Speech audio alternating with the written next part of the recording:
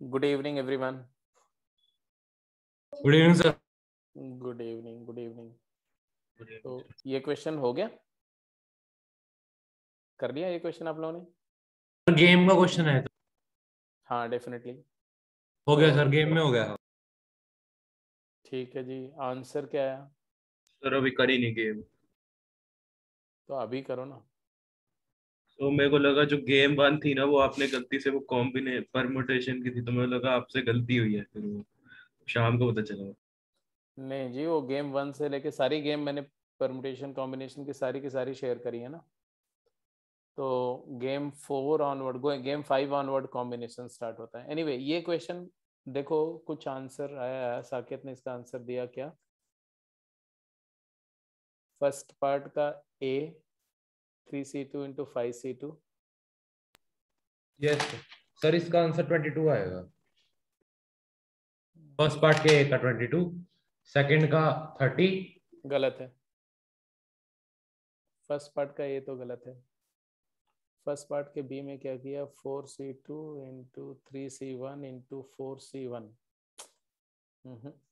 मेरा कह रहे हो क्या साकेत का? अभी तो मैं साकेत का देख रहा था। चलो मैं डिस्कस कर रहा हूँ, देखो ध्यान से। इसमें प्रोसेस में थोड़ा सा इशू है सोचने के तरीके में। एनीवे और किसका इसका गया? मेरा हो गया। जस्ट होल्ड ऑन एक सेकंड बेटा।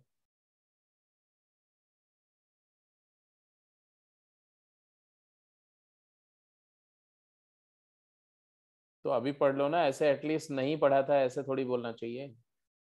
क्वेश्चन को पूरी तरह से पढ़ के फिर रिप्लाई करो ना।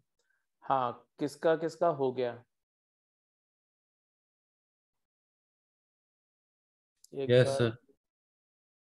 क्या किया बोलो? फर्स्ट का सेकंड क्वेश्चन का ए पार्ट में क्या किया? सेकंड क्वेश्चन के ए पार्ट में 4C1 into 3C3 plus 4C2 into 3C2 plus 4C3 into 3C1। ठीक है, ठीक है, केस एनालिसिस करी ना। यस तो सर। देखो, मतलब पहले 2 ली, फिर 3 ली, फिर 4, जैसे एटलीस्ट ऐसे किया। हाँ बेसिकली सिचुएशन समझो क्या है। सिचुएशन ये है कि there are two group of students, 4 boys and 3 girls. और आपको क्या करना है? आपको एक टीम बनानी है, एक कमिटी बनानी। कितने मेंबर्स की? 4 मेंबर्स की। Out of 4 boys and 3 girls, 4 member की कमिटी बनानी विद अ कंडीशन। अगर 4 मेंबर की कमिटी बनानी होती, कोई कंडीशन नहीं होती, तो हम सीधे बोलते 4 + 3 7C4। But there is a condition. What is the condition? That at least you have to select 2 girl for this case. A part की बात कर रहे हैं। एटलीस्ट 2 गर्ल का मतलब क्या हुआ? अब देखो यहाँ 2 तरह के आंसर आते हैं। किसी ने बोला कि भाई कम से कम 2 गर्ल्स चाहिए, तो एक आंसर, एक रिप्लाई ये हो सकती है कि 2 गर्ल्स चाहिए। आउट ऑफ 3 2 गर्ल्स ले लो, 3C2। एंड 2 गर्ल्स आ गई आपके पास में। अब इसको बचे हुए कितने स्टूडेंट्स हैं? तो 4 boys and a girl, 5 members are left out. और रिमेनिंग 5 में से आपको 2 मेंबर और सेलेक्ट करने हैं, क्योंकि हमें 4 मेंबर चाहिए। तो 5C2। ऐसा आंसर फर्स्ट अपीयरेंस में लगता है कि इसमें कोई ट्रबल नहीं है, ठीक है। 3C2 into 5C2। 3C2 is 3 and 5C2 is 10, तो आंसर प्रोडक्ट हो जाता है 30। ठीक है। अब क्या ये आंसर सही है? और अगर गलत है तो इसमें इश्यूज क्या है? No sir. चलो आपने बोला कि आंसर गलत है, तो इसमें इश्यू क्या है? इसमें जो एटलीस्ट वाला दिक्कत आ रही है। नहीं, एटलीस्ट वाला दिक्कत तो नहीं है, क्योंकि एटलीस्ट का मतलब होता है 2 या 2 से ज्यादा गर्ल्स। तो जब मैंने 2 गर्ल्स इंश्योर कर दिया, 3 गर्ल्स में से 2 तो ले ही लिया, एंड अब बचे हुए 5 में से मैं 2 ले रहा हूं, तो उसमें हो सकता है कि 1 गर्ल एंड 1 बॉय सेलेक्ट हो जाए, या 0 गर्ल एंड दोनों बॉय सेलेक्ट हो जाए। तो एटलीस्ट वाली प्रॉब्लम तो नहीं है, प्रॉब्लम कुछ और है। हाँ Saket, can you point out the mistake? Sir शायद रिपीट हो सकता है कि शायद रिपीट शायद रिपीट हो सकते हैं, मतलब क्या? सर जैसे अभी हमने अभी 2 का लेके किया है सर, फिर और अगर उन 2 में से भी एक गर्ल हुई फिर उसके बाद हम 3 का कर देंगे तो शायद रिपीट नहीं हो जाएगा केस। अभी दो को लेके किया तो रेपिटेशन कैसे हो रहे हैं वो समझना पड़ेगा। नो डाउट रिपीट हो सकते हैं। तो दूसरी पॉसिबिलिटी क्या है? Then I will come back to this one. दूसरी पॉसिबिलिटी क्या है? दूसरी पॉसिबिलिटी है कि एटलीस्ट 2 गर्ल्स का लिटरल मीनिंग क्या होता है? एटलीस्ट 2 गर्ल्स का लिटरल मीनिंग होता है कि एग्जैक्टली 2 गर्ल एंड 2 बॉयज, और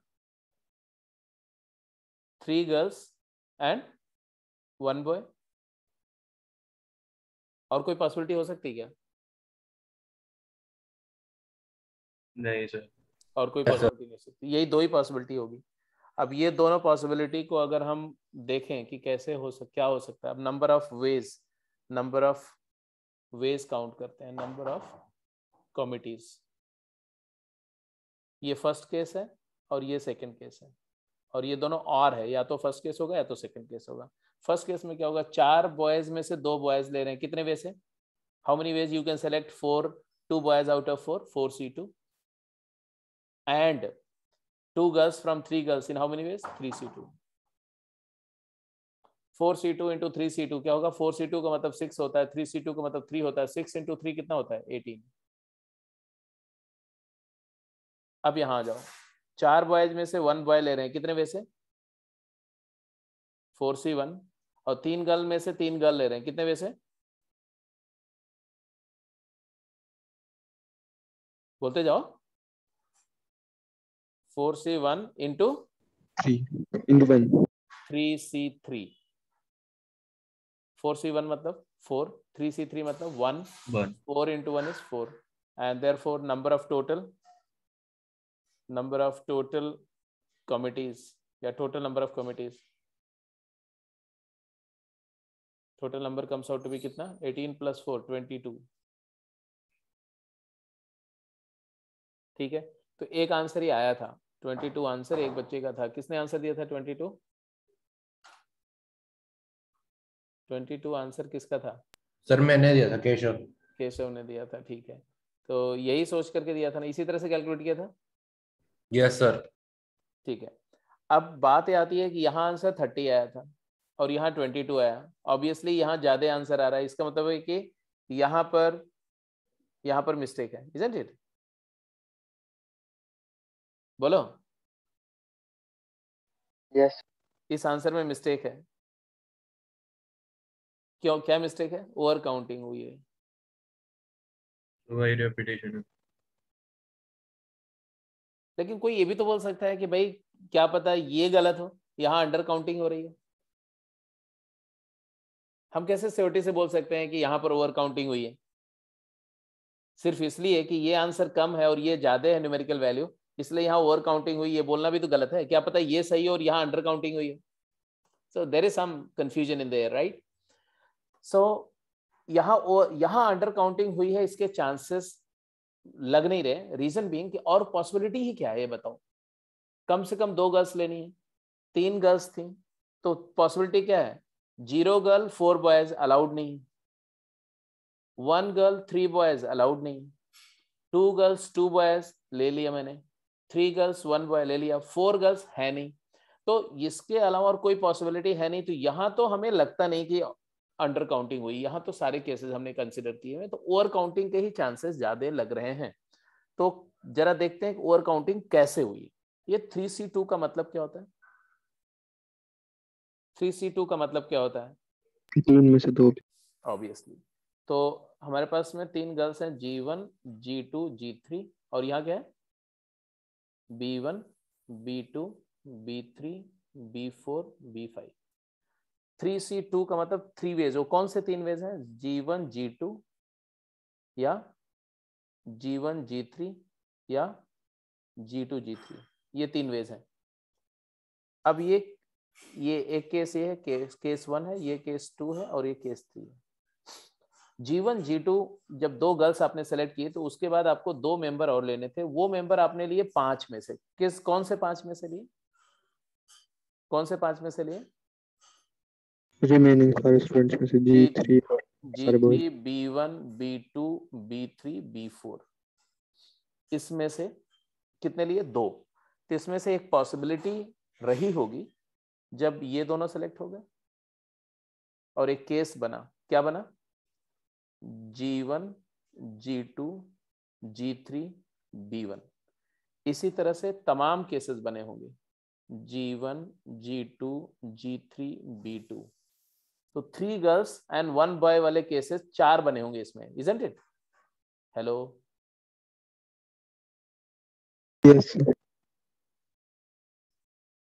अब शायद आपको समझ में आ गया होगा कि रेपिटेशन कहाँ हुआ। यस सर, वो दूसरे वाले में अगर हमने पहले G2 हाँ G3 यूज कर लिया तो फिर हाँ, इसमें भी जब रिमेनिंग 2 लिए होंगे तो आपने लिए होंगे G2 and B1, B2, B3, B4। ये 5 में से जब 2 लिए होंगे तो इसमें भी ये 4 केसेस बने होंगे और ये 4 केसेस यहाँ भी बने होंगे। तो ये 4 + 4 + 4 टोटल कितने हो गए? 12 केसेस हुए टोटल, जो हमने इसमें इंक्लूड किए। 12 केसेस हमने काउंट किए, बट एक्चुअली कितने केसेस हैं? 4 केसेस ही हैं।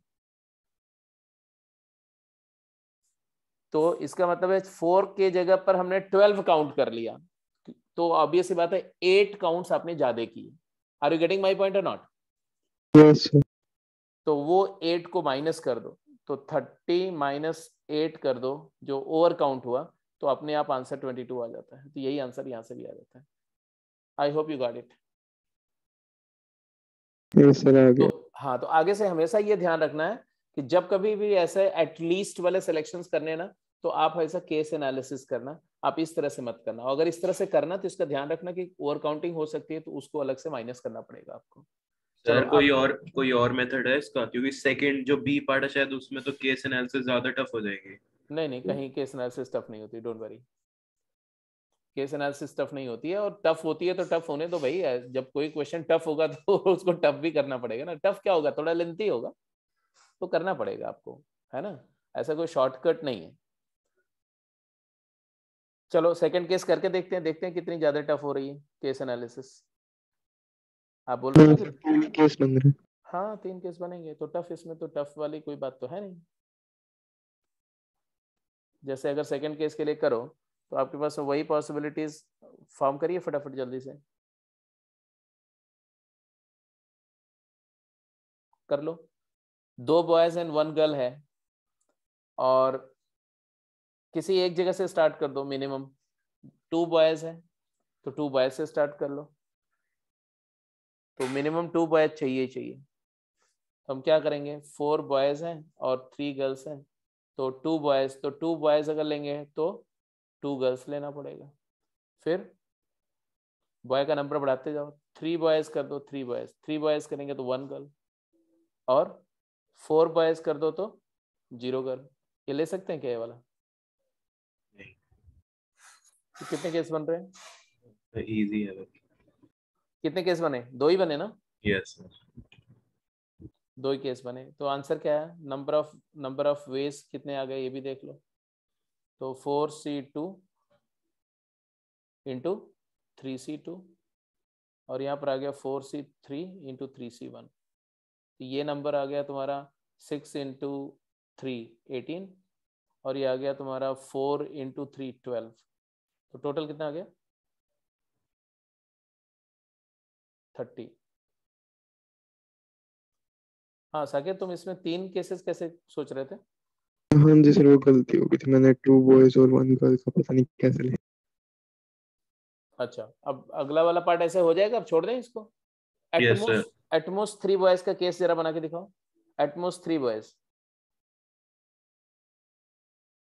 1 boy 2 boy 3 boy.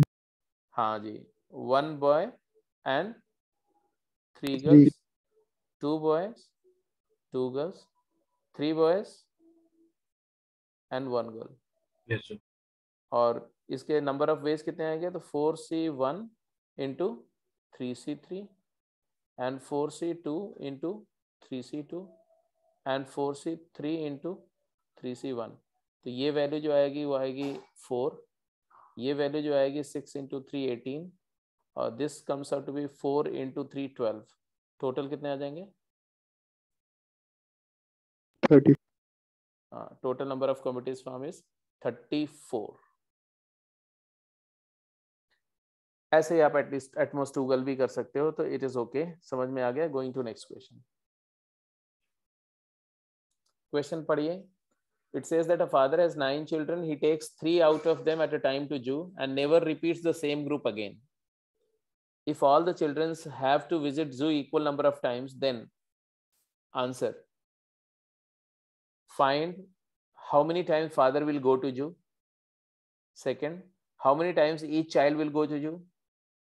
Third, how many times father will visit the zoo if C1, C2 decide to go always together. Fourth, how many times father will go to zoo if C7 and C8 decide never to go together. And fifth, how many times father will go to zoo if C1, C2 decide to go together but C7, C8 decide never to go together. ये 5 part हैं, ये question है, आपका test हो रहा है, ठीक है।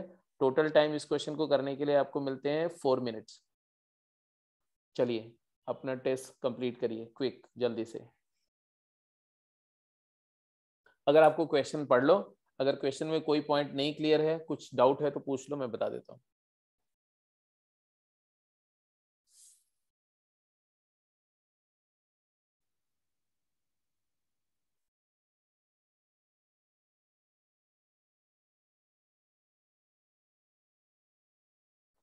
Question says that a person has 9 kids and he takes them to zoo 3 at a time. तो 3-3 के ग्रुप में वो zoo जाता है लेकर के, है ना। And never repeats the same group again. जिस ग्रुप को जो 3 बच्चे एक साथ वो zoo में लेके जाएगा, सेम ग्रुप को फिर से नहीं ले जाएगा। मतलब ऐसे C1, C2, C3 को लेके गया तो अब दोबारा C1, C2, C3 को नहीं रिपीट करेगा, वो C1, C2, C4 करके जा सकता है। कम से कम एक बच्चा उसमें चेंज होगा, मतलब ग्रुप रिपीट नहीं होंगे, ठीक है। तो फादर को कितनी बार जू जाना पड़ेगा? तो पहले पार्ट का आंसर तो आई थिंक ऑलमोस्ट क्लियर ही है, नॉर्मल कॉम्बिनेशन ही है। हाँ, पहला पार्ट तो नॉर्मल कॉम्बिनेशन ही है। ए पार्ट में that number of groups of 3 childrens, जितने 3 चिल्ड्रंस के ग्रुप बनेंगे, क्योंकि हर ग्रुप को एक बार ले जाएगा, तो जितने ग्रुप बनेंगे उतनी बार जाना पड़ेगा, that is equal to 9C3। तो first part is very particular and specific, आराम से आंसर आ गया। दूसरे पार्ट का बात करो।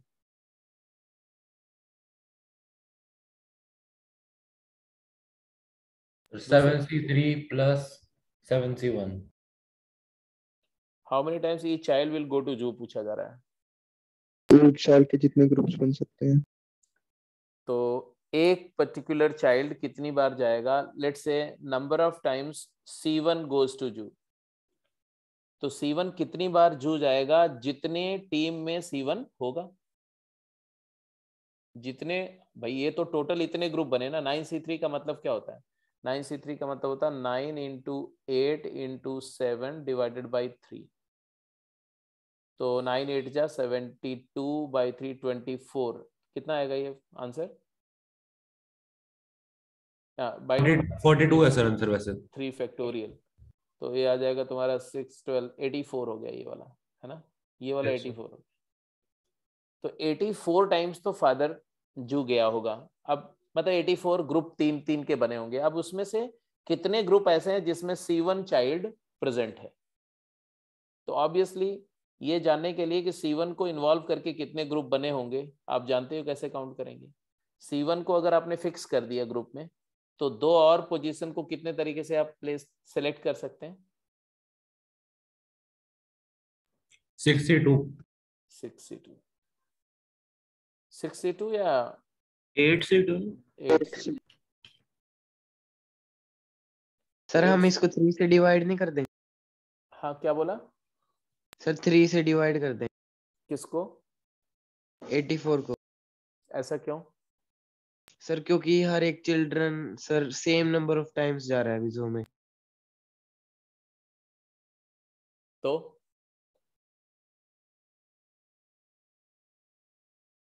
तो हर एक बच्चा सेम टाइम्स जा रहा है, तो क्या हुआ? तो 84 को 3 से क्यों डिवाइड कर रहे हो बेटा? बच्चे 3 ही थोड़ी हैं, बच्चे देयर आर 9 चिल्ड्रन। फिर तो 9 से करना चाहिए। नहीं, सर मैं उसके लॉजिक से कह रहा हूँ। उसके लॉजिक से जाओ तो ऐसे करना चाहिए। 84 तो विजिट्स हुई हैं, हर विजिट में 3 बच्चा गया है, तो 84 इंटू 3 डिवाइडेड बाई 9, तो 84/3 ही आएगा। तो लॉजिक उनका, आंसर उनका सही है, लॉजिक उनका क्या है वही मैं जानने की कोशिश कर रहा था कि क्या क्यों। समझ रहे मेरी बात को? There are 84 visits, there are 84 visits and in every visit 3 kids have visited zoo. So total number of visits of children, सारे चिल्ड्रंस के विजिट को ऐड करो तो आएगा 84 इंटू 3, और वो 84 इंटू 3 को 9 से डिवाइड करो क्योंकि हर बच्चा इक्वल नंबर ऑफ टाइम्स गया है, तो 9 से करोगे तो 84/3 ही आएगा, और उसका आंसर आ जाएगा कितना? 28। अगर मैं ऐसे करता हूँ 8C2 तो क्या आएगा? 8 इंटू 7 डिवाइडेड बाई 2, तो ये भी आएगा 28। ठीक है, तो ये आंसर जो आया वो यूनिटरी मेथड से आया। ये आंसर कैसे आया? एक बेसिक सिंपल कॉन्सेप्ट से आ गया। ठीक है, समझ में आ रही बात सबको कि नहीं? Yes sir. तो ए पार्ट हो गया, यस सर। बी पार्ट हो गया, सी पार्ट पे जाओ। अच्छा, इसको और कोई तरीके से कर सकते थे क्या?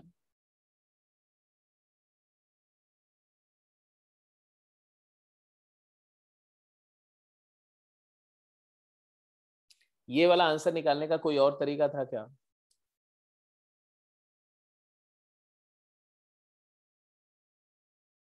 लगता तो नहीं है। अगर हम ये निकाल लें कि कितने ऐसे ग्रुप्स हैं जिसमें C1 नहीं है,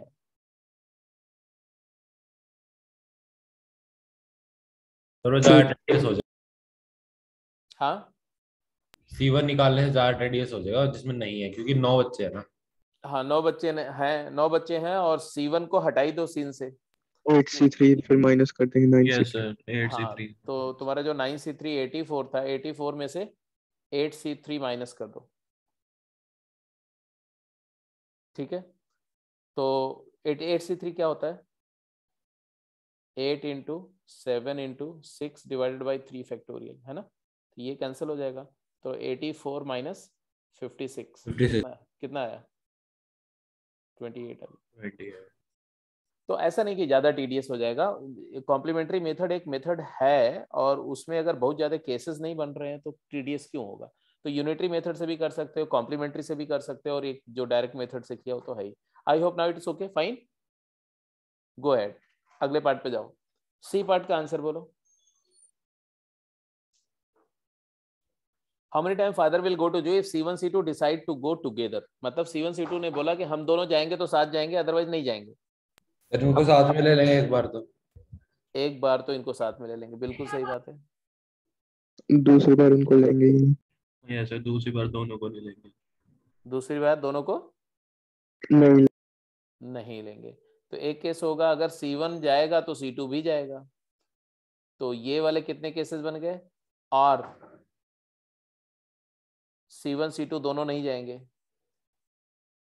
तो 3 लेने हैं। C1 C2 को कंटेन करके कितने ग्रुप बन गए? 7C1,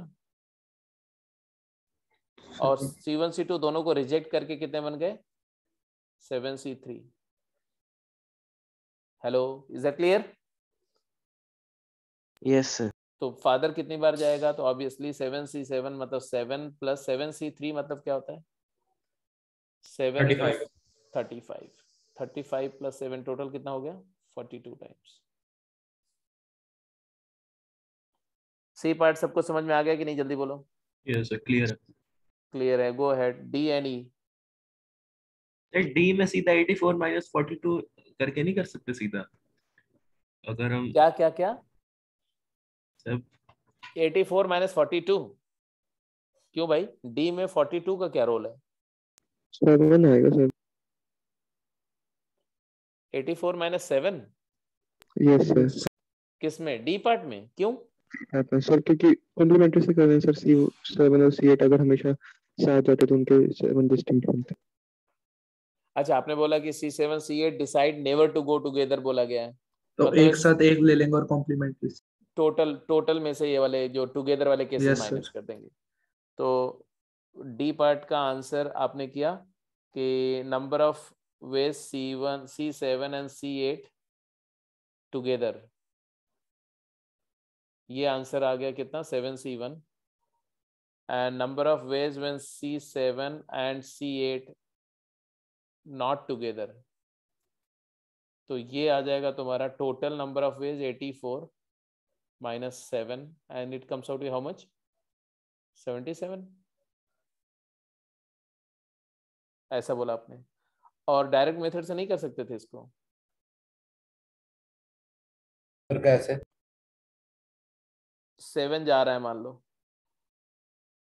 अगर 7 को हम लेके काउंट कर रहे हैं तो 7 जा रहा है तो 8 बाहर हो गया। 8 तो बोलेगा हम जा नहीं सकते क्योंकि 7 8 एक साथ नहीं जा सकते। 7C2 तो आंसर आएगा 7C2। सर 8 वाला केस लेंगे। अब दूसरा केस है कि 7 नहीं जा रहा है,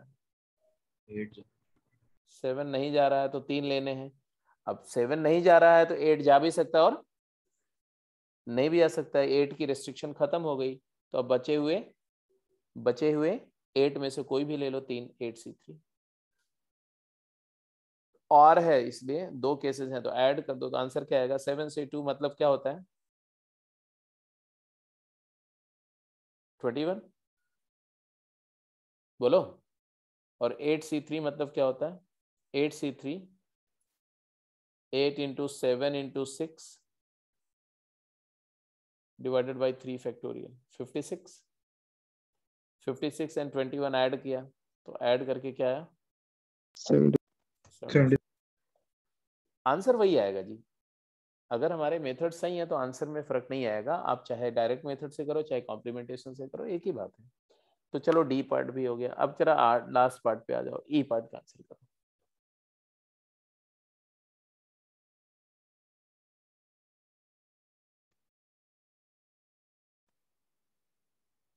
How many times father will go to zoo if C1 C2 decide to go together and C7 C8 decide never to go together?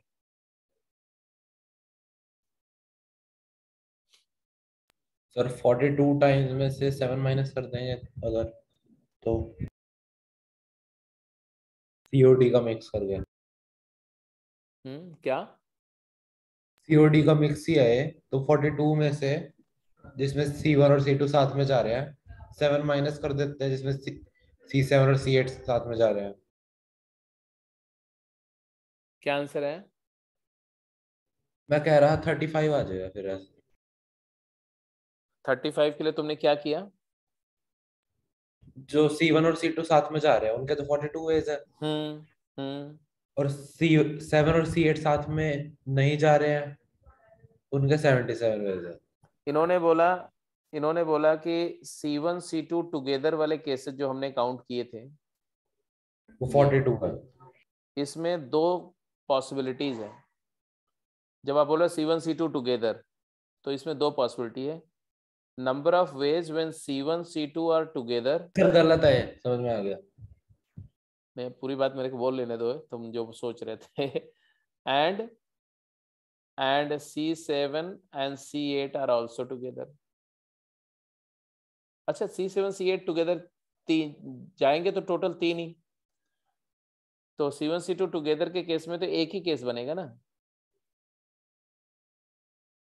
तो इसमें जो आंसर आपका आया था वो C1 C2 टुगेदर का केस में टोटल आंसर 42 आया था। वो 42 आया था तो इसमें 2 तरह के केसेस थे, C1 C2 टुगेदर और एक कोई और, एक कोई और होगा तो उसमें 7 होगा तो 8 नहीं होगा, 8 होगा तो 7 नहीं होगा, ऑब्वियस ही बात है।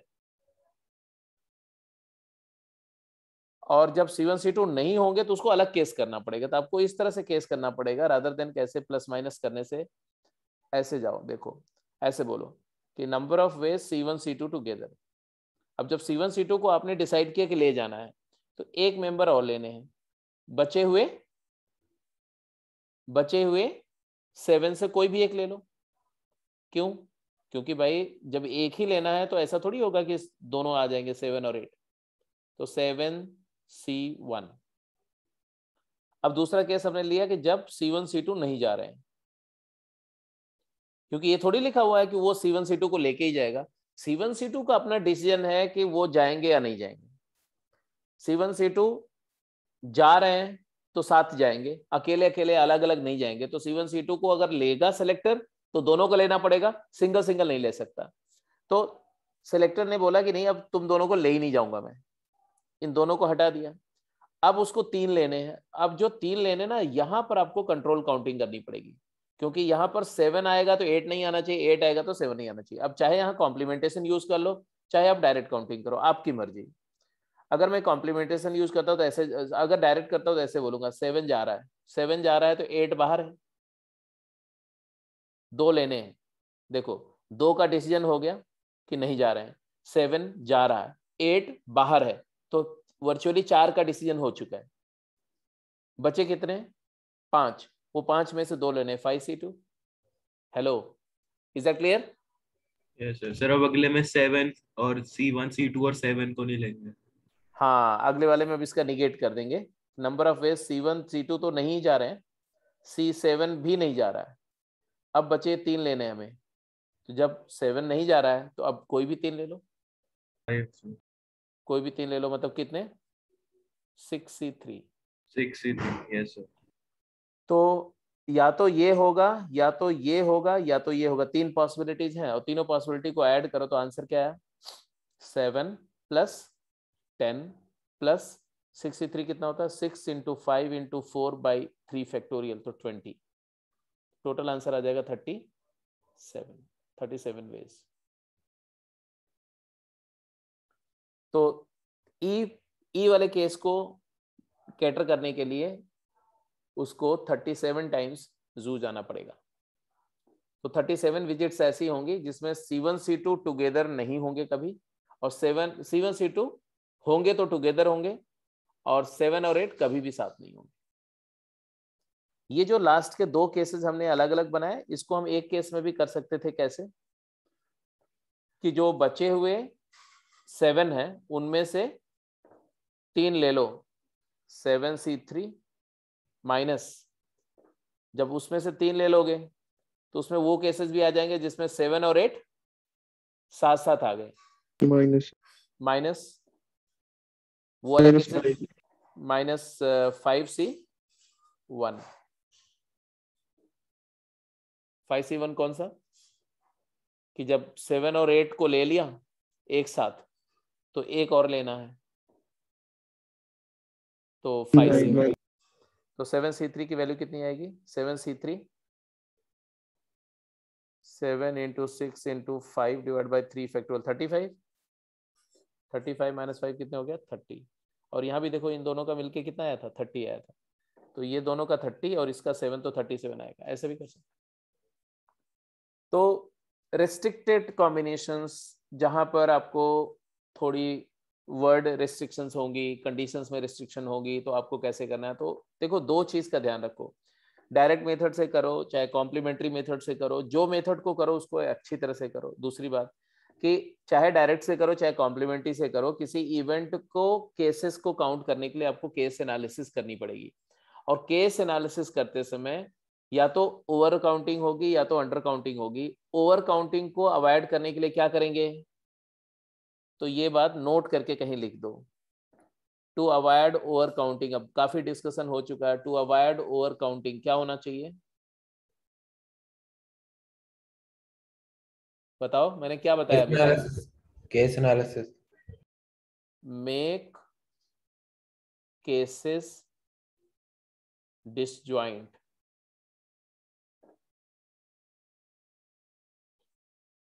by rejecting the case conditions taken.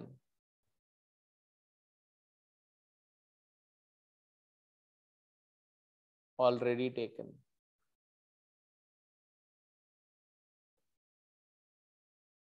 मतलब फर्स्ट केस में अगर मैंने बोला कि 7 is going, 7 is taken, तो जब दूसरा केस बनाऊंगा तो 7 is not taken, उसको निगेट कर दो, निगेशन करते जाओ। फर्स्ट केस में बोला कि C1 C2 टुगेदर, तो अगला केस बनाया तो C1 C2 नॉट टुगेदर। ऐसा जब केस कंडीशन को निगेट कर दो ना, तो कभी भी रेपिटेशन के चांसेस खत्म हो जाते हैं, तो ओवर काउंटिंग खत्म हो जाती है। एक तो ये प्रिकॉशन है। दूसरा प्रिकॉशन क्या है? अंडर काउंटिंग को कैसे कैटर करेंगे? to avoid undercounting.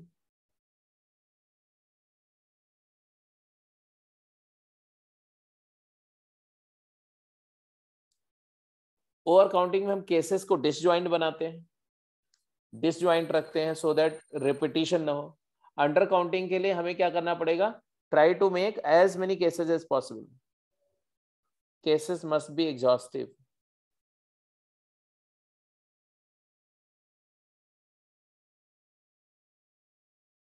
मतलब form as many cases as possible.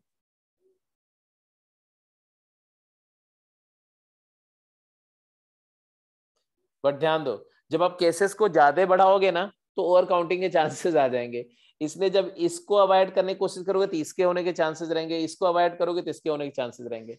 इसलिए आपको बीच में एक फाइन ट्यून करके बैलेंस लाना पड़ेगा कि ना तो कोई केस छूटे और ना रिपीटिशन हो। तो आप bye practice it can be achieved. और अगर ये दोनों चीजें अवॉइड कर गए तो आपकी मिस्टेक अवॉइड हो गई फॉर श्योर। इससे नहीं फर्क पड़ता है कि आप कॉम्प्लीमेंट्री मेथड से कर रहे हो कि डायरेक्ट से कर रहे हो कि यूनिटरी से कर रहे हो, चाहे जैसे करो, लेकिन ये दो बातों का ध्यान रखो। Go to the next question. बोल रहे हैं there are n points in a plane, no 3 of which are collinear. n points in a plane, no 3 of which are collinear. अब 3 के लिए है, बाद में मैं बोलूंगा कि r, 3 की जगह r कर दो और आंसर करो, राइट? बट पहले 3 के लिए सोचते हैं। Then find number of straight lines formed by these points. दूसरा, number of triangles formed by these points. Number of line segment formed by these points. Number of directed line segment formed by these points. And ये question मैं एक दो cases और लिख रहा हूं, वो भी आंसर कर देना, ठीक है? Number of straight lines oblique number of line segments oblique number of vectors. ठीक है जी, ट्राई टू आंसर।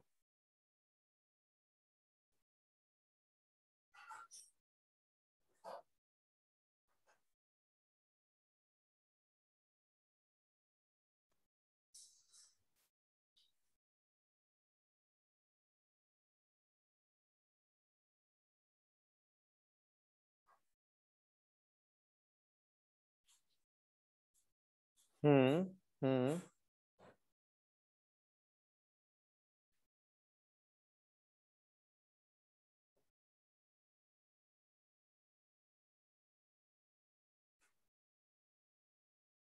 ठीक है, तो कोई भी दो पॉइंट्स हैं तो उन दोनों पॉइंट से एक लाइन बनती है।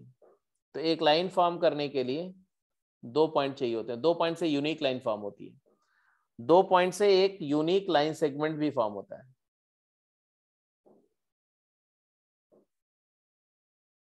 ये लाइन सेगमेंट हो गया ऐसा ए बी, और एक लाइन भी बनेगी। बट दो पॉइंट से दो वेक्टर बनते हैं, एक ए बी और एक बी ए। इतनी बात हमें समझ में आई है। अच्छा जी, अब अगली बात समझने की ये है कि अगर मेरे पास में कुछ पॉइंट्स हैं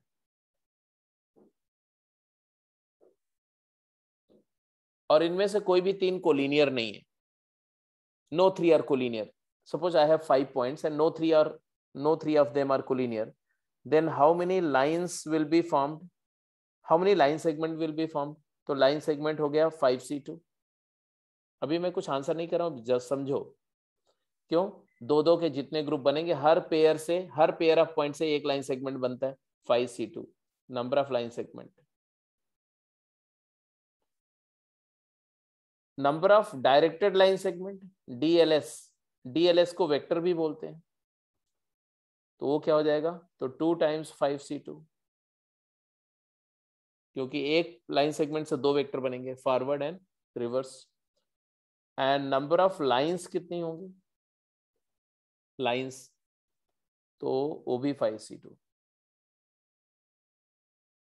हर लाइन सेगमेंट को दोनों साइड एक्सटेंड कर दो तो लाइन बन जाती है। जैसे एक लाइन ये हो गई, एक लाइन ये हो गई, एक लाइन ये हो गई, एक लाइन ये हो गई, एक लाइन ये हो गई। अभी बात खत्म नहीं हुई, ये लाइन भी हो सकती है, ये लाइन भी हो सकती है, ये लाइन भी हो सकती है, ये लाइन भी हो सकती है, ये लाइन भी हो सकती है। समझ रहे हो कि नहीं? टोटल बन गई कितनी? 2 2 4 2 6, काउंट करो कितनी बन रही टोटल। और कोई छूट रही है?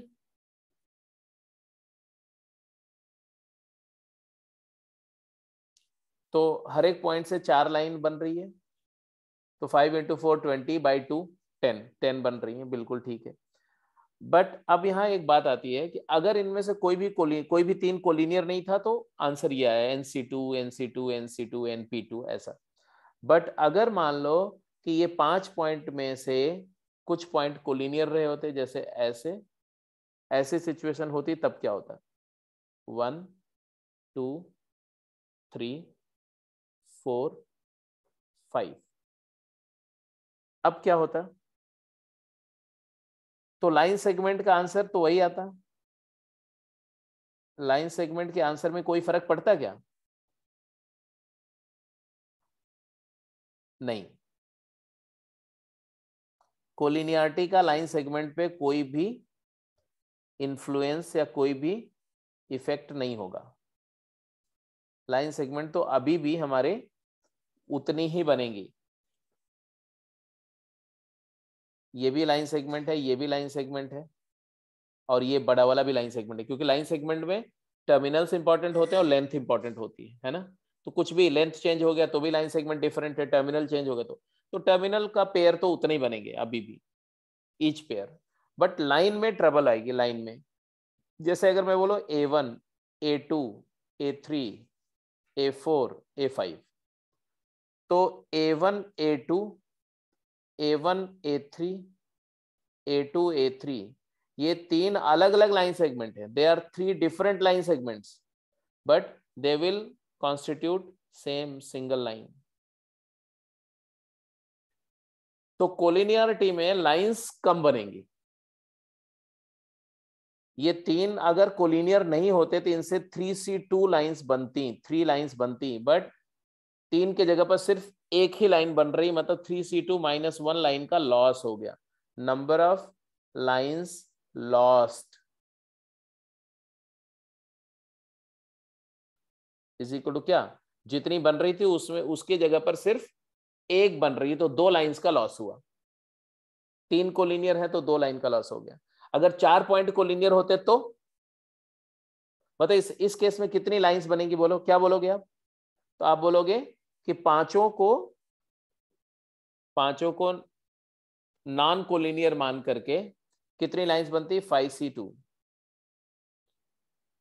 अब इस 5C2 में हमने ये तीनों लाइन काउंट कर ली, बट इन तीनों की जगह पे सिर्फ एक लाइन बन रही है, तो कितनी लाइंस का लॉस हुआ? तो -3C2 + 1। तो 3 लाइंस, जो ये 3 पॉइंट कोलिनियर है, इनकी वजह से 3 लाइन बनती जो यहाँ काउंट हो चुकी हैं, बट वो 3 की जगह एक ही बन रही है, तो इसलिए 3C2 सब्ट्रैक्ट करके 1 ऐड कर दो, या 5C2 में से 3C2 - 1 सब्ट्रैक्ट कर दो। जितने लाइंस का लॉस हो गया वो हटा दो, दैट्स इट। तो आंसर आ जाएगा 8 लाइंस बनेंगी जब 5 में से 3 कोलिनियर हो जाएंगे। तो ये मैंने एग्जांपल लिया just to let you understand that collinearity का इंपैक्ट क्या आएगा। कोलिनियरिटी का impact number of line segment पे कोई नहीं आएगा, नंबर ऑफ लाइंस पे आएगा, नंबर ऑफ वेक्टर्स पे नहीं आएगा। तो वेक्टर्स पे भी नहीं आएगा, लाइंस पे भी, लाइन सेगमेंट पे भी नहीं आएगा, सिर्फ लाइंस का नंबर चेंज हो जाएगा। ट्रायंगल्स पे आएगा, क्योंकि अगर 3 पॉइंट कोलिनियर है तो इससे एक भी ट्रायंगल नहीं बनेगा, बट अगर ये नॉन कोलिनियर होते तो इससे एक ट्रायंगल बनता, तो ट्रायंगल का नंबर भी चेंज होगा, पैरेलल क्वाड्रिलेटरल का नंबर भी चेंज होगा। तो सिर्फ लाइन सेगमेंट और वेक्टर्स नहीं चेंज होंगे कोलिनियर होने की वजह से, बाकी सब कुछ ऑल्टर होगा। कीपिंग दैट इन माइंड, अब आंसर करो आप इस पूरे डिस्कशन के कॉन्टेक्स्ट में। हाँ जी, चलो शुरू हो जाओ। पहले पार्ट का आंसर क्या हुआ? A part, number of straight lines form, number of line segment form, number of line segments, n point है, कोई भी 3 कोलिनियर नहीं है, NC2। Number of directed line segments NP2, 2 times NC2। Number of lines NC2। Number of triangles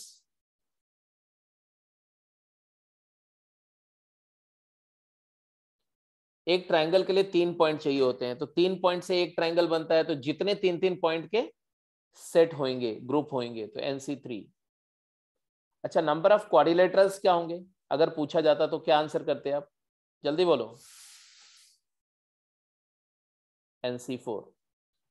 but ये answer definitely सही है किस case में? जब सारे के सारे, हाँ, सारे के सारे n पॉइंट्स में एक भी पॉइंट ऐसा नहीं, एक भी सेट ऑफ 3 पॉइंट नहीं है जो कोलिनियर हो। No collinearity of any 3 points, no 3 of them are collinear, तब ये सब सही है।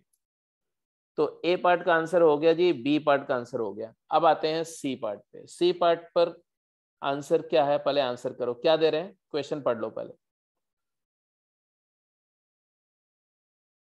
10 पॉइंट्स इन अ प्लेन, एक प्लेन में 10 पॉइंट है। नो 3 बीइंग कोलिनियर, वो 10 में से कोई भी 3 कोलिनियर नहीं है, except 4 which are in the same line. मतलब 10 में से 4 पॉइंट जो हैं वो तो एक ही लाइन पर लाई कर रहे हैं, और वो चारों के अलावा और कोई 3 पॉइंट नहीं है जो कोलिनियर है। क्या समझे आप? In order to identify, in order to explain the situation, I am taking a specific case कि हमारे पास में ऐसा कोई एक सिचुएशन मान लिया मैंने कि हमारे जो 10 पॉइंट हैं उसमें से 4 पॉइंट तो ऐसे हैं, 1 2 3 4, ये पॉइंट है B1 B2 B3 B4, ये एक ही लाइन पर है। इसके अलावा जो ये 4 को छोड़ दो जो कि एक ही स्ट्रेट लाइन पर है, इसके अलावा कोई भी 3 कोलिनियर नहीं है। मतलब रेस्ट ऑफ द पॉइंट में मैंने यहां रख दिया, मान लो A1 है, A2 है, A3 है, A4 है, A5 है और A6 है। तो अब आप देखो तो टोटल आपके पास 10 पॉइंट है। अब 10 में से 4 तो एक सेट लाइन पे है, इसके अलावा आप देखो कोई भी 3 कोलिनियर नहीं। क्यों? क्योंकि पहले इधर देखो, इनको मैंने एक कर्व, एक सर्कल पे लिया, तो इनमें से कोई भी 3 एक स्ट्रेट लाइन में तो हो ही नहीं सकते, ठीक है। अब इनमें से कोई भी 2 इधर वाले के साथ कोलिनियर नहीं हो सकते, मैंने ये डायगोनल पे डाल दिया इस तरह से। इधर से 2-2 करके कोलिनियर हो सकते हैं, है ना, तो 2 तो हमेशा ही कोलिनियर होते हैं, तो कोई भी 3 कोलिनियर नहीं है। अब इसमें से बोल रहे हैं कि अब आंसर करो, क्या? वही बात, नंबर ऑफ लाइन सेगमेंट कितने बनेंगे, नंबर ऑफ वेक्टर्स कितने बनेंगे इन पॉइंट से, ये 10 पॉइंट से, जल्दी करो। नंबर ऑफ लाइंस कितनी फॉर्म होंगी, नंबर ऑफ ट्रायंगल्स कितने बनेंगे, और नंबर ऑफ क्वाड्रिलेटरल्स कितने बनेंगे। ये 5 आंसर आपसे एंटिसिपेटेड है। चलिए भाई बताइए।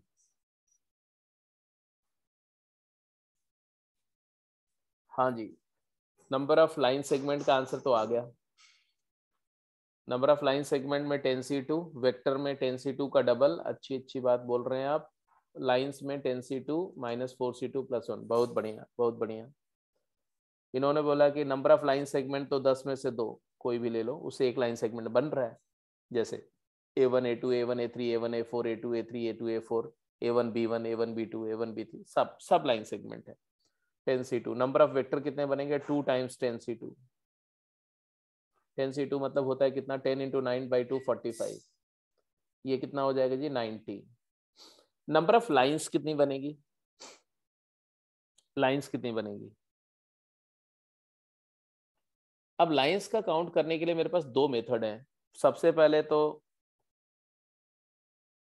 जैसे साकेत ने सोचा कि 10 में से 2 सेलेक्ट करो, क्योंकि 2 से एक लाइन बनती है, तो जितने पेयर हैं उतनी लाइन बनेगी। बट इसमें जब हमने ऐसा काउंट किया 10C2, तो हमने B1 B2 पेयर से भी एक लाइन मान ली, B1 B3 से भी एक लाइन मान ली, B1 B4 से भी एक लाइन मान ली, B2 B3 से भी एक लाइन मान ली। जबकि ऐसा तो है नहीं, इन चारों में से कोई भी 2 को ज्वाइन करके जो लाइन बन रही है वो सेम ही है। तो हमने इसमें ओवर काउंटिंग कर ली। कितनी? 4C2। एज्यूम दैट ये 4 पॉइंट, अगर ये 4 पॉइंट नॉन कोलिनियर रहे होते तो ये 4 की वजह से 4C2 ग्रुप बनते, 6 ग्रुप बनते। वो 6 ग्रुप से 6 लाइंस बनती। वो 6 लाइन अब नहीं बन रही है, क्योंकि वो 6 की जगह पर एक ही लाइन बन रही है। तो वो 6 पहले माइनस करो और एक प्लस करो। एक प्लस क्यों किया? क्योंकि हमने 6 के 6 हटा दी, जबकि एक तो बन रही है ना, तो एक को ले लेंगे। 10C2 minus 4C2 plus 1। Answer क्या आएगा? 10C2 मतलब 45, 45 प्लस 1 46, माइनस 6 इज 40। अब यहां अगला क्वेश्चन अराइज होता है कि do I have some other way of counting this case? क्या इस केस की काउंटिंग के लिए मेरे पास और कोई प्रोसीजर है? ये तो कॉम्प्लीमेंट्री प्रोसीजर था, दिस इज कॉम्प्लीमेंट्री मेथड।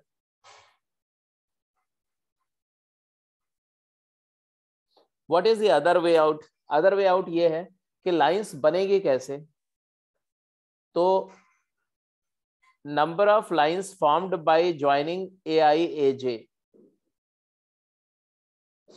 ये जो 6 पॉइंट्स हैं, इन 6 में से कोई भी 2 को ज्वाइन करोगे तो एक लाइन बनेगी। आई होप यू गॉट इट। जैसे ए और ए की बन जाएगी, एक बी और ए की बन जाएगी। हाँ, ये सब जो लाइंस की बात अभी मैं कर रहा हूँ, ये सब लाइन तो सारी की सारी बनेगी बनेगी। कितनी होंगी ऐसी वाली AI AJ टाइप की? 6 में से 2 सेलेक्ट कर लो कोई भी। 6C2, 6C2 मतलब 15। फिर कुछ लाइन ऐसे भी बनेगी जो हम एक A वाले पॉइंट को एक B वाले पॉइंट से ज्वाइन करके बनाएंगे। कितनी बनेगी? AI एंड BJ, ऐसे वाली। तो 6, ये 6 में से एक पॉइंट सेलेक्ट कर लो 6C1, और यहाँ 4 में से कोई एक सेलेक्ट कर लो 4C1। 6 into 4 कितनी आ गई? 24। Are you getting my point? And number of lines BI BJ, वो एक ही बनेगी। तो या तो ये, या तो ए, या तो ए। मैंने बोला लाइंस 3 ही तरह की होगी, जो ए वाले पॉइंट्स को आपस में कोई 2 पॉइंट लेकर के, या बी वाले 2 पॉइंट को ज्वाइन करके, या एक ए पॉइंट ए से और एक पॉइंट बी से लेके लाइन ड्रॉ कर दो। तो I hope number of total lines, या टोटल नंबर ऑफ लाइंस कितनी आ गई यहाँ क्लियर है। Total number of lines is very clear. कितना आया बोलो? 15 + 24 + 1 इज 40। आना भी वही चाहिए, आना भी वही चाहिए। ऐसा थोड़ी है कि हम डायरेक्ट मेथड से करेंगे। तो ये जो काउंटिंग मैंने करी, ये डायरेक्ट काउंटिंग है, और वो जो किया था वो कॉम्प्लीमेंट्री काउंटिंग था। ये भी हो गया, ये भी हो गया, ये भी हो गया। नंबर ऑफ ट्राइंगल्स का आंसर करो। ऐसे दोनों मेथड से, ये मेथड 2 है और ये मेथड 1 था, ये वाला। तो कॉम्प्लीमेंट्री मेथड और direct method for number of triangles. Number of triangles के लिए आपका आंसर क्या होगा, जल्दी बताओ। कॉम्प्लीमेंट्री मेथड से आया 10C3 - 4C3। Very correct. 10C3 - 4C3। 10 में से कोई 3 ले लो तो इतने ट्राइंगल बनेंगे, लेकिन वो तब होता जब सारे के सारे 10 पॉइंट डिफरेंट रहे होते, नॉन कोलिनियर रहे होते। बट इसमें से ये 4 कोलिनियर हैं, तो इनकी वजह से हमने कितने ज्यादा काउंट कर लिए। ये चारों को नॉन कोलिनियर ट्रीट करते हुए हमने काउंट कर लिया 4C3। तो 4 ट्राइंगल एडिशनल काउंट हो गए इसमें, वो माइनस कर दो, खत्म। वो कौन से 4 काउंट हुए? B1 B2 B3 over count हुआ, B1 B2 B4 over count हुआ and B2 B3 B4 count हुआ और B1 B3 B4 काउंट हुआ। ये 4 ट्राइंगल हमारे बनेंगे ही नहीं, वो इसमें काउंट हो चुके हैं तो उसको डिस्काउंट कर दो, दैट्स इट। अब यहाँ पर ऐसा भी नहीं कि 4 नहीं बन रहे हैं और 1 बन रहा है, क्योंकि ये 4 से 1 भी नहीं बन रहा है। क्या इसको हम डायरेक्ट मेथड से भी काउंट कर सकते थे? नंबर ऑफ ट्राइंगल्स को क्या हम डायरेक्ट काउंटिंग में ले सकते थे? Yes sir. कैसे बताओ? 2 B's ले लिए और एक A ले लिया और एक तीनों A ले लिए।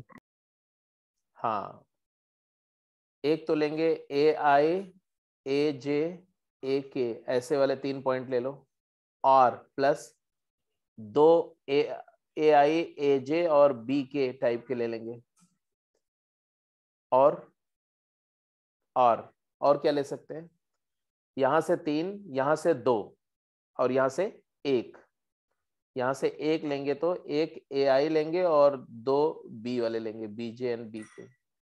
अब यहां से एक भी नहीं लो तो पॉसिबल नहीं है, क्योंकि 3 यहां से लेके ट्राइंगल बनेंगे नहीं। तीनों को ऐड कर दो तो क्या आया जरा? इसका आंसर क्या है? 6C3। इसका आंसर क्या है? 6C2 इंटू 4C1 और इसका आंसर क्या है? 6C1 into 4C2। थोड़ा न्यूमेरिकली इन तीनों को ऐड करना है हमें, है ना? मतलब क्या ऐड हुआ बोलो? 6C3 मतलब 20, 6C2 मतलब 15 इंटू 4 60, 6C1 मतलब 6 इंटू 6 36। नेट कितना आया बोलो? 116। check it out please. Is that clear?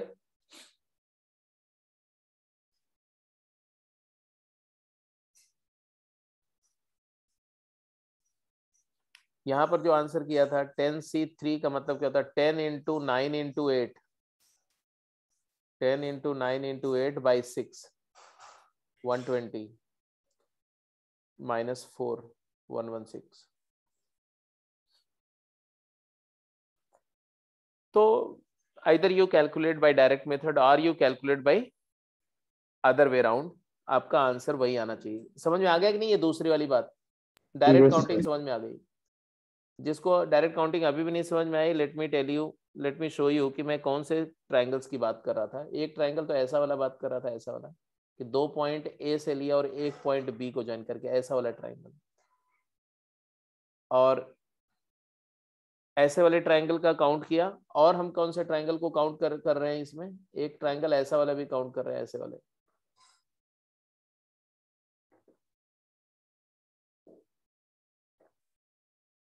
जिसमें तीनों पॉइंट A से ले रहे हैं हम, तीनों के तीनों पॉइंट A से हम चूज कर रहे हैं, वो वाले भी काउंट कर रहे हैं।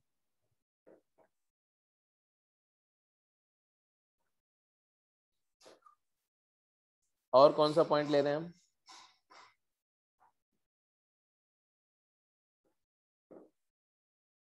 इसके अलावा भी और कोई ट्राइंगल लिया हमने? 3 फ्रॉम A, 2 फ्रॉम A और एक और केस लिया, कौन सा? 2B। 2B लिया और एक A लिया, ऐसे टाइप का, ऐसा।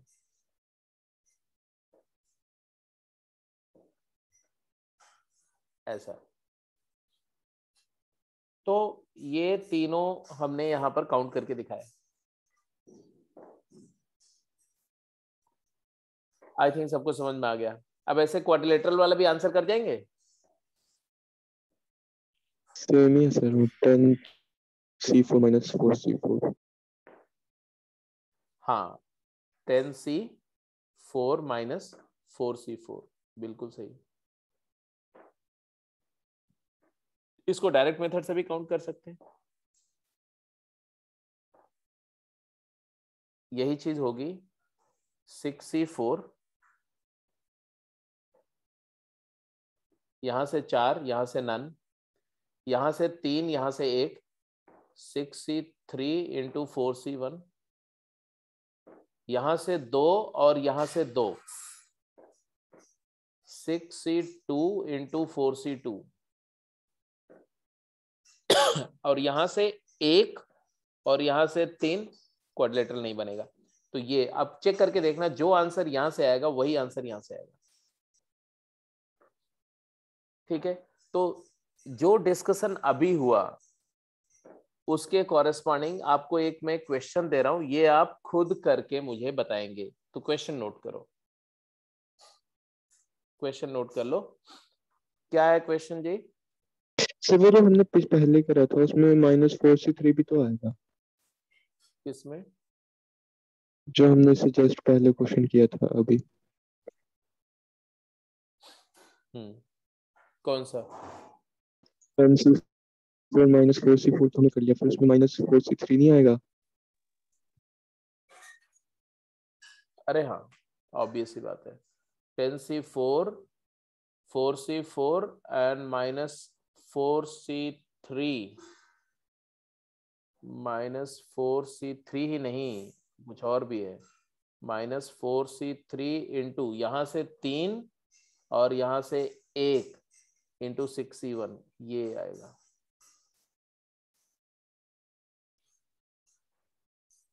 सर एक सेकंड दोबारा समझाना। 6C1 sir. अरे भाई 10C4 में से क्या माइनस करना हमें?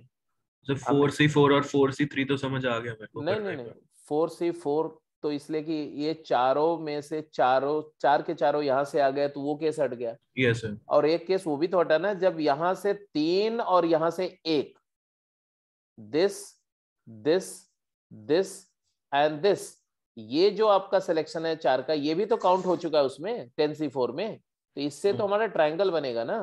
तो ये ऐसे कितने बनेंगे? जितने तरीके से आप ये 4 में से 3 एंड ये 6 में से 1 ले सकते हैं। तो 4C3 into 6C1,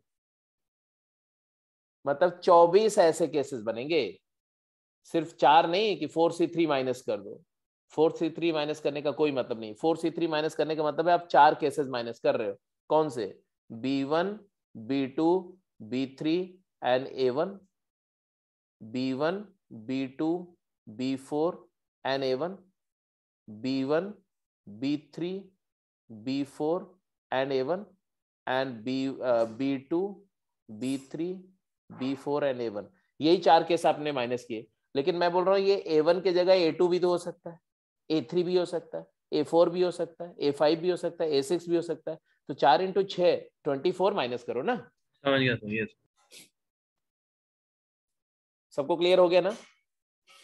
yes sir.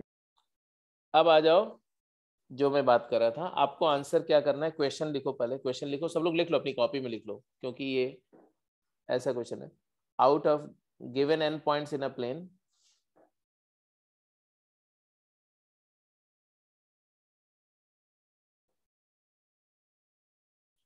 of which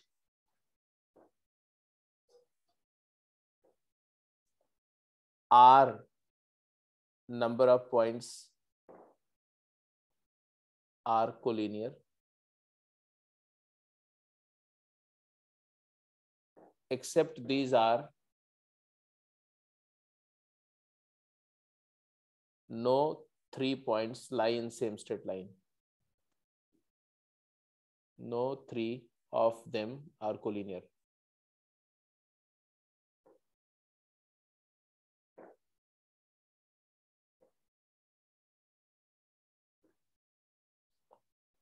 Then find the number of line segment, lines, DLS, triangles, मतलब क्वेश्चन वही है जी, क्वाड्रिलेटरल्स फॉर्म्ड। आपको क्या करना है, अपने आप करना है ये। और जो आंसर लिखना ना, दोनों, मतलब डायरेक्ट काउंटिंग से और कॉम्प्लीमेंट्री मेथड से, और वहां से आइडेंटिटी बनेगी। जैसे इस केस में तो चाहे जैसे इस केस में तो क्या कॉम्प्लीमेंट्री करोगे, इसका तो डायरेक्ट काउंटिंग है NC, बोलो NC2, इसका आंसर तो NC इसका भी आंसर आएगा NP2 DLS। बट लाइंस का काउंट करोगे तो आंसर क्या आएगा? लाइंस का आंसर क्या आएगा बोलो? NC2 minus RC2 plus 1। NC2 minus RC2 plus 1। ये तो कॉम्प्लीमेंट्री मेथड, कॉम्प्लीमेंट्री मेथड से आएगा। एक मैं करके दिखा दे रहा हूँ मैं क्या एक्सपेक्ट कर रहा हूँ आपसे। NC2 minus RC2 plus 1। But यही चीज डायरेक्ट मेथड से क्या आएगी? डायरेक्ट मेथड से क्या आएगी जल्दी बोलो? N minus R N minus RC2 plus N into N minus R plus N minus R into R C1 into R C1। yes sir plus 1 और तो कोई नहीं आएगा? आएगा। कौन सा? R का एक लाइन सारे R पॉइंट्स का सारे R पॉइंट जो है उनसे एक बनेगी नहीं? प्लस 1। तो आपने एक तरह से एक आइडेंटिटी प्रूव कर दी कि ये आइडेंटिटी हमेशा वैलिड होती है, R कुछ भी हो N कुछ भी हो, N की वैल्यू R से बड़ी होनी चाहिए। तो एग्जैक्टली इसी तरह से चलो ये हो गया, ये हो गया, ये हो गया। ट्राइंगल्स के लिए भी एक आइडेंटिटी बनेगी, क्वाड्रिलेटरल्स की भी बनेगी, है ना? तो वो आपको करके लाना है, आपके लिए होमवर्क है। Now go to the next question. इसको नोट कर लिया, हटाओ मैं आगे चलो। yes sir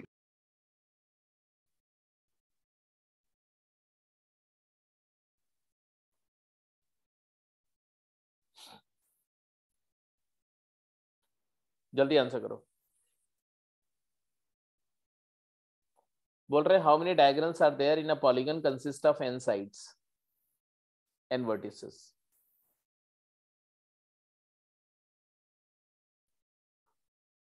N into N minus 1 by 2 क्या बात कर रहे हैं?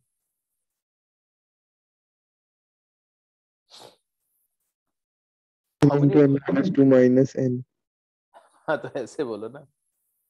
नंबर ऑफ डायगोनल्स क्या होंगे?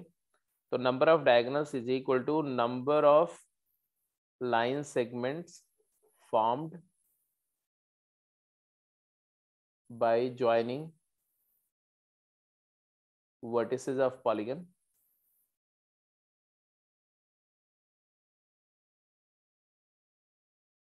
Minus number of sides. क्योंकि जब पॉलीगन के वर्टिसेस को ज्वाइन करोगे तो अगर एडजेसेंट वर्टिसेस को ज्वाइन करोगे तब तो साइड बनेगी, और नॉन एडजेसेंट वर्टिसेस को ज्वाइन करोगे तो हमेशा एक डायगोनल फॉर्म होगा। Are you getting my point?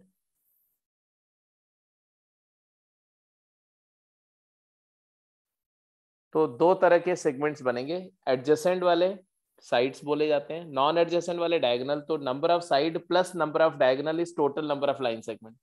तो total number of line segment से नंबर ऑफ साइड माइनस कर दो तो आ जाएगा NC2 minus N, NC2 minus N, NC2 minus N। ये आ गया नंबर ऑफ डायगोनल्स। जैसे अगर कोई बोले कि number of diagonals of hexagon, कितने हेक्सागन में कितने डायगोनल्स होते हैं? आप बोलोगे 62 माइनस 6। 62 मतलब 15, 15 माइनस 6 मतलब कितना हुआ? 9। 9 डायगोनल्स होते हैं हेक्सागन में। पेंटागन में कितने होते हैं? पेंटागन में कितने डायगोनल होते हैं? 5 पेंटागन में 5 तीन होते हैं।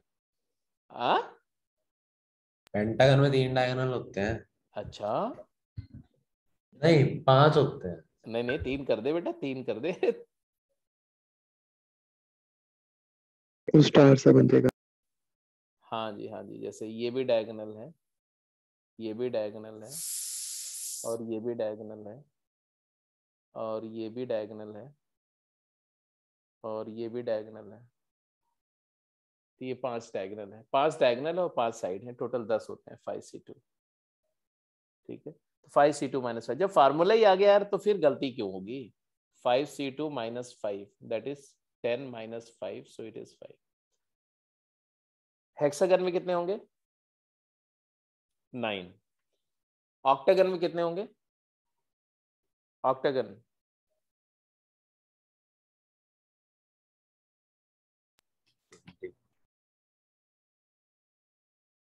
8c2 - 8। 8c2 होता है कितना? 28। 20 होएगा सर। 28 - 8 is 20। 20 डायगोनल्स हैं। सर आपके सारे वैल्यूज याद है 8c2 8c3 ये सब? क्या क्या? आपको सारे वैल्यूज याद है 8c2 6c2 ये सब? ये तो याद ही हो जाती है यार, ये तो तुम्हें भी याद हो जाएगी। 8c2 याद करने का क्या है, मैं कैलकुलेट कर लो ना। 8c2 का मतलब क्या होता है? 8 × 7/2। 8 × 7/2, बस इतना ही तो करना होता है। 8c3 क्या होता है? कुछ जब नीचे ज्यादा हो तो उसको NCN-R करके छोटा कर लो, और जितने होंगे उतने कंसेक्यूटिव नंबर डिवाइड बाई उतना फैक्टोरियल। ऐसा जैसे 8c3, कोई बोलता है 9c3 क्या होगा, तो 9c3 क्या हुआ? 9 × 8 × 7 होता है डिवाइड बाई 6, 3 फैक्टोरियल। तो 6 हुआ तो ये 6 और ये 12 हो गया। 12 7 84 हो गया। तो इतना मेंटल कैलकुलेशन तो आप करना पड़ेगा ना फास्ट। याद बात नहीं रखना भाई। देखो जितना याद रखने का कोशिश करोगे ना उतना तुम्हारा प्रोसेसर स्लो हो जाएगा। इसलिए मैं याद रखने में बिलीव नहीं करता ना। आपको बोलता हूँ कि आप ज्यादा क्रैम करो। हाँ, पढ़ते पढ़ते सॉल्व करते करते जो बातें मेमोरी में चली जाए जाने दो। Otherwise on the spot calculate करो। तुरंत दिमाग को एकदम बिल्कुल लाइटनिंग जैसा चलने दो वहां पर कैलकुलेशन में। ठीक है, उसमें बहुत फास्ट करने पे कभी कभी गलतियां होंगी, धीरे धीरे वो रेक्टिफाई हो जाएगा। बट स्पीड होनी चाहिए कैलकुलेशन में, तो स्पीड होनी चाहिए आपकी विद एक्यूरेसी। एनीवे, अगले क्वेश्चन पे चलें। ये डायगोनल, अब देखो इस पे बहुत सारी प्रॉब्लम पूछी जा सकती है। जैसे जैसे अगर मैं आपसे बोलूं, एक क्वेश्चन पूछ रहा हूं, देखें आप आंसर करते हैं कि नहीं। एक हेक्सागन है, राइट? क्या बोला मैंने?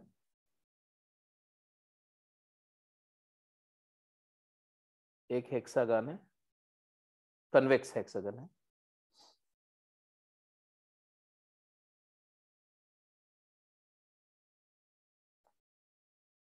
अब जब इसकी डायगोनल्स ड्रॉ करोगे तो this diagonals will intersect, right? जैसे एक डायगोनल यहाँ है, एक डायगोनल यहाँ है,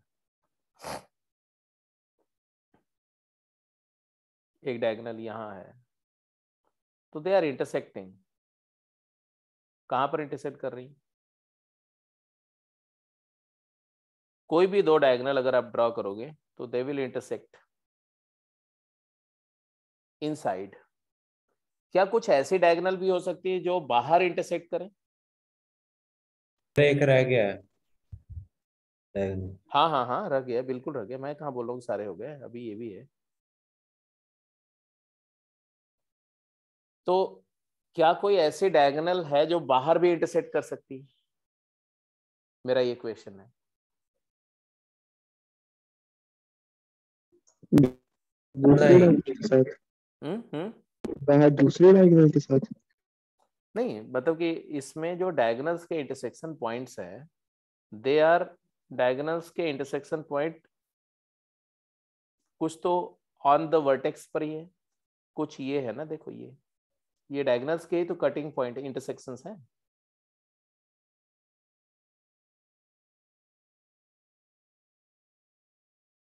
मैं आपको सोचने के लिए एक फूड दे रहा हूं कि आपसे बोलेगा number of points of intersection of diagonals that lie inside the हो सकती है पॉलीगन। सर, आउटसाइड भी हो सकती है। हाँ, इनसाइड द पॉलीगन। किस डायगोनल के कितने पॉइंट ऑफ इंटरसेक्शन है जो पॉलीगन के अंदर लाई कर रहे हैं, ये आपको बताना है। How many point of intersection of diagonals lie inside the polygon, मतलब एक एन साइडेड पॉली। क्वेश्चन पूरा लिख दिया मैंने। फाइंड, ऐसे लिख दो, find number of point of intersection of diagonals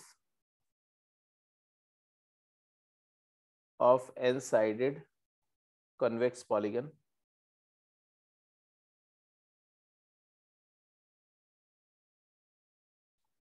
that lie inside the polygon.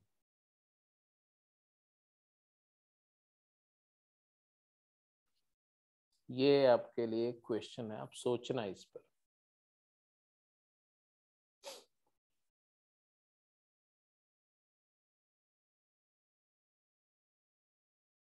Specially जब नंबर ऑफ पॉइंट ज्यादा हो जाएंगे ना,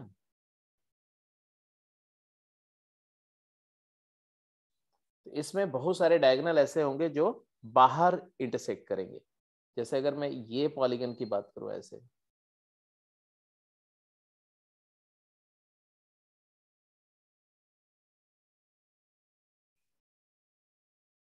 अब ऐसे पॉलीगन में आप देखो तो कुछ डायगोनल ऐसे हैं जो अंदर ही कट कर जाएंगे, उनका इंटरसेक्शन पॉइंट इनसाइड लाई करेगा। बट कुछ ऐसे भी होंगे जिनका intersection point outside of the polygon होगा। जैसे ये डायगोनल और ये डायगोनल अंदर में इंटरसेक्ट कर रहे हैं, लेकिन अगर मैं एक डायगोनल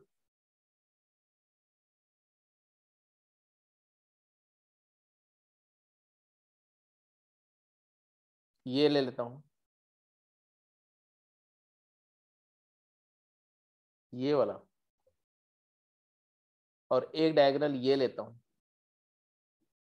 तो ये दोनों डायगोनल अंदर में नहीं कट करेंगे, है ना, क्योंकि ये डायगोनल और ये डायगोनल को देखो तो they are extrapolated, they will be extended and they will meet somewhere outside. ठीक है, तो हमें ये वाला नहीं चाहिए, ये वाला पॉइंट नहीं चाहिए, हमें ये वाले पॉइंट चाहिए, अंदर वाले जो इंटरसेक्शन वाले पॉइंट है ये काउंट करने, ये कितने होंगे। ठीक है, तो ये आपको आपके लिए होमवर्क हो गया कि आप सोचना इस पर। Go to the next question.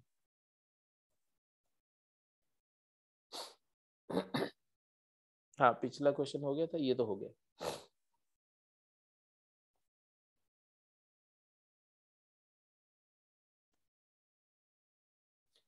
अच्छा, इसको हम अदरवाइज भी कर सकते थे ना, कितने डायगोनल होंगे तो एक पॉइंट सेलेक्ट कर लो, 7 वालों के साथ तो बनेगा नहीं डायगोनल। उसके बाद 7 वाले 2 छोड़ दो, बचे हुए n-3 में से कोई एक सेलेक्ट कर लो। तो एक पहला पॉइंट सेलेक्ट करने के n वेज हैं, और उसके एडजेसेंट नेबरिंग पॉइंट को ड्रॉप करके बचे हुए n-3 में से एक सेलेक्ट करने का n-3 C1 वेज है। बट इस सिलेक्शन में हर डायगोनल 2 बार काउंट होगा, इसलिए 1/2 कर। ये भी एक डायरेक्ट काउंटिंग में करोगे तो भी आंसर आएगा। तो चाहे आप NC2 -n करो तो भी वही आएगा, n इंटू n-1/2 -n करो तो आएगा n² -3n/2, that is n into n-3/2। यहां से भी वही आंसर आएगा, और जब आप इस तरह से सोचेंगे तो भी वही आंसर आएगा। हाँ जी, जरा इसका आंसर कर दो।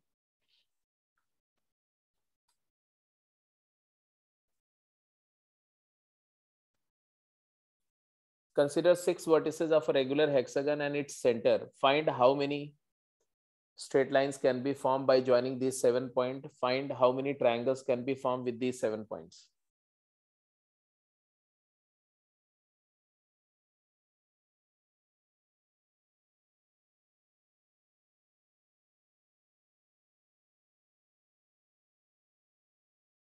सर सेंटर से तो कुछ फर्क नहीं पड़ेगा।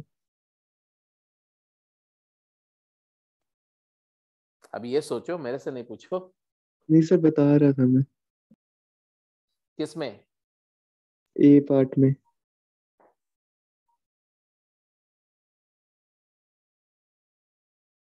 हाँ,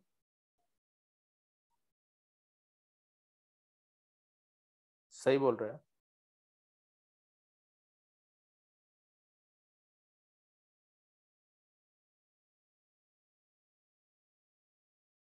रेगुलर हेक्सागन की बात करें ना,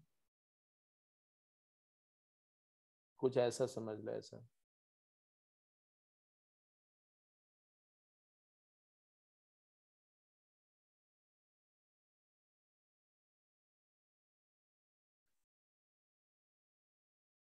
ऐसे 6 पॉइंट है।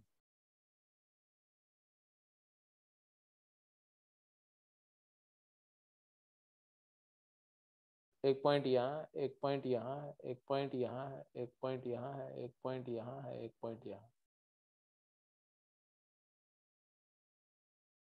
अब बोल रहे हैं क्या, 6 वर्टिसेस है, मान लो A1, A2, A3, A4, A5, A6 और इनका सेंटर, सेंटर समझ रहे हो ना? सेंटर मतलब है कि जब ये इनको ज्वाइन करोगे ऐसे, इनको ज्वाइन करोगे ऐसे और इनको ज्वाइन करोगे ऐसे, ये जहां मीट करेंगे वही सेंटर है। सब ये ऐसा करने पर ये सब इक्विलेटरल ट्रायंगल्स बनेंगे। 6 रेगुलर हेक्सागन है तो 6 के 6 इक्विलेटरल ट्रायंगल्स बनेंगे। ये सेंटर हो गया। तो बोल रहे हैं कि 6 वर्टिसेस हैं और उसका सेंटर है, इनको मिला के कितनी लाइंस बनेंगी? तो भाई देखो, कोई भी 2 वर्टिसेस को ज्वाइन करोगे तो उससे एक लाइन बनेगी, कोई भी 2 को, A1, A2, A1, A3, है ना? तो नंबर ऑफ लाइंस कितनी बनेगी? तो आंसर क्या आएगा? 6C2। Why? Because if you join center with any of the vertex, you are not going to get any other line. तो आप इसको, इस सेंटर को डिसरिगार्ड करो, सेंटर ना हो तो जो बनेगी, सेंटर को इंक्लूड करके भी वही बनेगी। तो सेंटर का इंक्लूजन जो है वो जरूरत ही नहीं है as far as lines are concern. तो ये 7 पॉइंट से उतनी लाइन बनेगी जितनी की 6 पॉइंट से बनती है ना? तो 6C2 लाइन्स फॉर्म्ड। अदरवाइज आप सोचो तो, अदरवाइज आप ऐसे बोलोगे भाई मान लो ये 7वां पॉइंट भी ले लिया, सेंटर को भी ले लिया, तब हम क्या बोलेंगे कि 7 में से 2 करेंगे तो क्या आंसर आएगा? 7C2। बट इस 7C2 में ओवर काउंटिंग हो गई, क्योंकि ये 7 पॉइंट्स जब कंसिडर कर रहे हैं तो 3-3 कोलिनियर पॉइंट के 3 सेट हैं, ये सेट और ये सेट और ये सेट। ये 3 में से 3C2 लाइंस हमने एडिशनल काउंट कर ली, तो 3 टाइम्स 3C2 काउंट करी एडिशनल और प्लस 3, तो 7C2 मतलब क्या होता है? वैसे 6C2 आता है 15, 7C2 कितना आता है? 28, 28 माइनस 9 प्लस 3,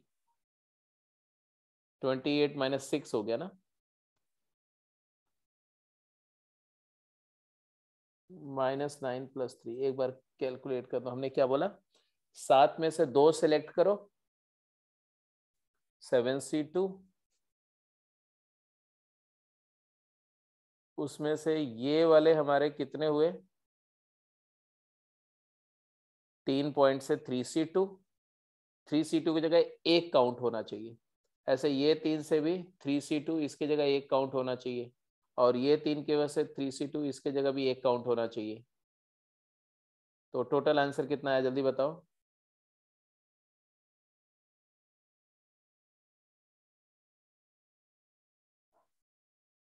वही आ गया ना, देखो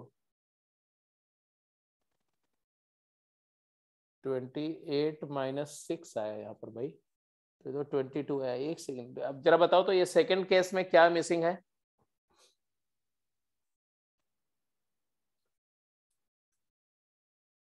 सेकंड केस में क्या मिसिंग है?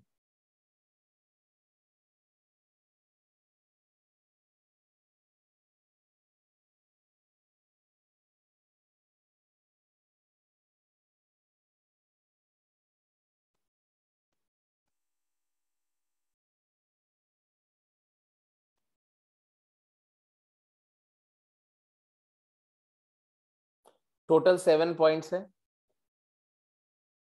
उसमें से 3-3 पॉइंट, 3-3 कोलिनियर पॉइंट के कितने सेट हैं? 3 कोलिनियर पॉइंट्स के कितने सेट हैं? 3 सेट है। तो 7C2 हमने टोटल लिया, सही बात है, 7C2 7 में से 2-2 के ग्रुप बना दिए, 28 आ गया। और फिर 3 कोलिनियर का, इस 3 कोलिनियर से हमारी एक लाइन बन रही है सिर्फ, तो हमने एक्स्ट्रा काउंट कर लिया इसमें कितने? 3 में से 2 एक्स्ट्रा काउंट किया, इस 3 की वजह से 2 एक्स्ट्रा काउंट किया, इस 3 की वजह से 2 एक्स्ट्रा काउंट किया, तो 28 में से 6 माइनस किया, तो आंसर आना चाहिए था यहाँ से आंसर करो तो आ रहा है 22, यहाँ से आंसर आ रहा है 15। कौन सा आंसर सही है और क्यों, जल्दी बताओ फटाफट, क्विक। और बी पार्ट का भी आंसर करो। क्या हुआ, तुम लोग इतने साइलेंट क्यों हो गए? नहीं सर, भूख लग रही थी। अच्छा चलो ये लास्ट क्वेश्चन है भाई, खत्म करो जल्दी 9 करो। बजे के बाद फिर सर थोड़ा कम हो जाती है। अच्छा चलो फिर ठीक है, इसको अपने आप ये वाला जो मैंने पैराडॉक्स दिखाया यहाँ पर, इसको आप सोचना कि क्यों हो रहा है ना। Yes sir. और ये ट्रायंगल्स भी काउंट कर लेना, टोटल कितने ट्रायंगल्स बनेंगे वो भी काउंट कर लेना। तो ट्रायंगल्स वाले केस में तो बिल्कुल क्लियर है। कितने? 6 + 6 = 3। 6C3? 6 + 6 = 3। हाँ, या ऐसा बोलो कि 7C3 - 3, ये भी तो बोल सकते हैं।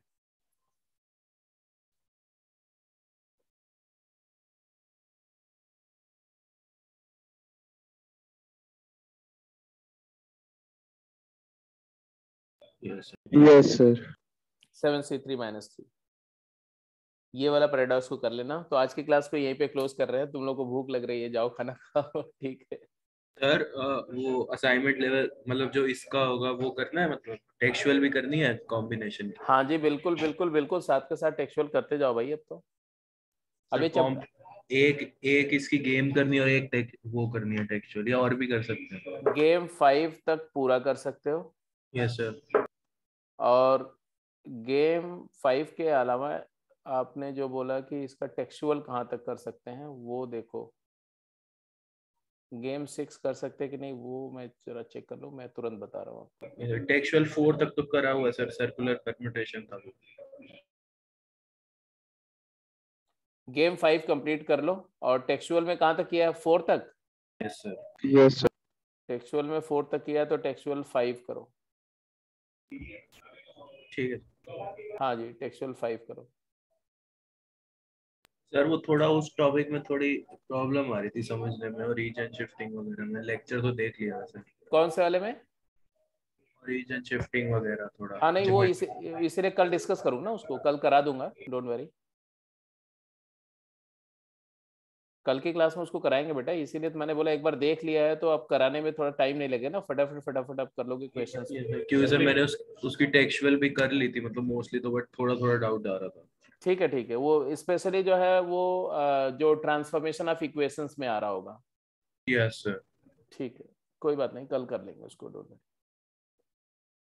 जिसने वरी। ओके हाँ बोलो। रिकॉर्डिंग पहले सुन रखी है शिफ्टिंग ऑफ रीजन, और इसकी जब कल कराओगे तो फिर कल अगर ना भी लगाए क्लास में चलेगा? हाँ, अगर आप एब्सोल्युटली क्लियर हो, रिकॉर्डिंग सुन रखी है और उसको नोट कर लिया है, तो आपने उसकी गेम भी कर ली है कि नहीं, गेम 7? कर ली सर, बस 2 डाउट थे बस। अगर गेम 7 पूरी कर ली और उसमें डाउट है कि सिर्फ 1-2 डाउट है, तो अपने डाउट शेयर कर दो, वो मैं लेक्चर में डिस्कस कर दूंगा और आपको फिर क्लास लगाने की जरूरत नहीं है। You can save your time. ठीक है। ठीक सर ऐसे ही करने को पेपर 0 है ना 2 कल से। कोई बात नहीं, कोई बात नहीं। तो आप ऐसा करो ना कि अगर वो एक्सरसाइज सारी करी हुई है अगर, क्योंकि कल की क्लास जो होगी ना उसमें लोकस की 4-5 प्रॉब्लम डिस्कस होएंगी। 2-3 प्रॉब्लम मुझे लग रहा है, क्योंकि मैक्सिमम तो डिस्कस हो गई थी, फिर भी 1-2 अच्छी प्रॉब्लम है जो अभी डिस्कस करनी थी। और उसके अलावा वही करेंगे, ट्रांसफॉर्मेशन ऑफ ज्योमेट्रिक ट्रांसफॉर्मेशन करेंगे और उसकी प्रॉब्लम करेंगे। अगर आपने प्रॉब्लम कर ली है तो क्लास लगाने की जरूरत नहीं है। अगर प्रॉब्लम गेम 7 की नहीं करी है तो क्लास लगाना जरूरी है। और बाई चांस अगर कोई अर्जेंसी है, नहीं लगा सकते हो, तो लेक्चर जरूर देख लेना, दैट्स इट। ठीक सर हाँ। आज भी डाउट सेशन ही लगा था ना? आज की क्लास में तुम नहीं थे क्या? नहीं सर, मैं नहीं था।